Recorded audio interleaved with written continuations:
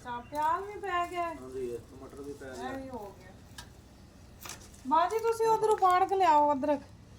Other तो क्या ना थोड़ा ਅਦਰਕ ਲੈ ਕੇ ਆਓ। आ फाड़ जी कड़ा मसाला पाओ चावल खाना ਉਹ ਬਿਰਿਆਨੀ ਮਸਾਲੇ ਦੇ ਡੱਬੇ ਤੁਸੀਂ ਖੋਲੋ चलो खाओ ਬਿਸਮਿਲ੍ਲਾ आ थोड़ा देता आलू को फाड़ा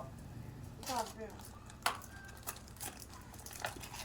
बिरयानी मसाला अच्छा नहीं मिला हमें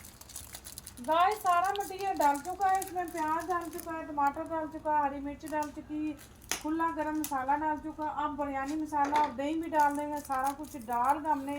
इसको पकड़ने छोड़ देना जब ये गल जाएगा गोश्त भी गल जाएगा और मसाला भी तैयार हो जाएगा फिर इसकी अच्छी तरह बुनाई कर लेनी है इसको नीचे उतार लेना फिर हमने चावल बॉईल करना फिर आपको डिब्बी के दिखाता हूं अगला पार्ट फिर आप लोग को दिखाते हैं दम का